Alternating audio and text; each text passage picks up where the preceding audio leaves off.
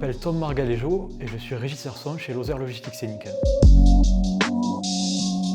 Je travaille chez Lozère Logistique Scénique, donc une association, et du coup je suis amené à travailler dans tout le département et à assurer la sonorisation du coup sur ces événements-là. Donc de spectacles, théâtre ou danse.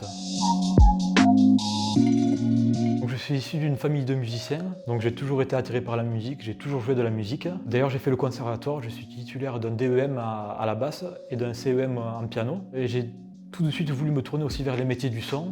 Donc j'ai fait un bac STI 2D et j'ai suivi ensuite par un DUT informatique. Mon père ayant un studio d'enregistrement, donc j'ai toujours été en contact avec le matériel de sonorisation. Et à la suite de mes études, j'ai été intermittent du spectacle pendant 2 ans et j'ai été amené à faire de la sonorisation. Donc je faisais 50-50, 50% de musique, 50% de sonorisation. Et il y a à peu près 1 an, j'ai eu l'occasion d'intégrer l'association Lozère Logistique Scénique en tant que sonorisateur. Ça va vraiment dépendre de l'événement. Il y a les journées vraiment concert-festival, ce qu'on appelle les journées one-shot. Donc installation le matin à partir de 8 h par exemple, balance l'après-midi, concert le soir, puis démontage dans la foulée. Après, il peut y avoir aussi des journées de maintenance où on fait vraiment de l'entrepôt. Donc chargement, déchargement de camions, un peu de régie, de fiches techniques et maintenance de matériel électronique, matériel sonore. Pendant mes études, j'étais auto-entrepreneur, donc j'étais amené à travailler pour mon compte.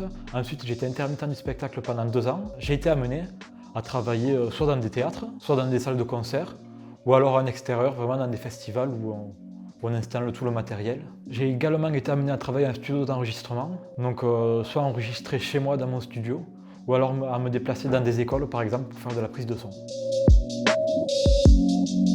La première chose, c'est les horaires, les amplitudes horaires. C'est pas rare qu'on ait des amplitudes horaires, voilà, qu'on travaille 20 h, 22 heures d'affilée. Ensuite, il y a pas mal de manutention. On est amené à charger, décharger les camions et porter des charges lourdes. Et puis on est exposé à pas mal de risques quand même, risques électriques, parce que quand même on manipule de l'électricité du 125 A triphasé par exemple, des risques liés au travail en hauteur.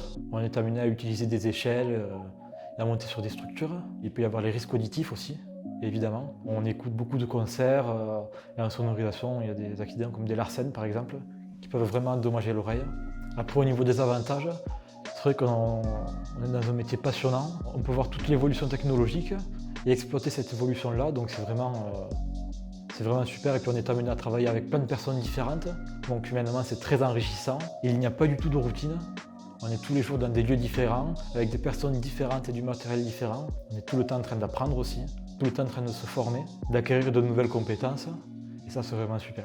Et puis on voit beaucoup de spectacles, beaucoup de concerts. Donc c'est vraiment chouette. Alors si vous avez envie de vous lancer dans les métiers du son, aujourd'hui avec l'avancée technologique, c'est très accessible. Avec un ordinateur et un casque, on peut faire du son très facilement et gratuitement. Donc si vous avez envie de vous lancer dans les métiers du son, n'hésitez pas, c'est accessible à tout le monde.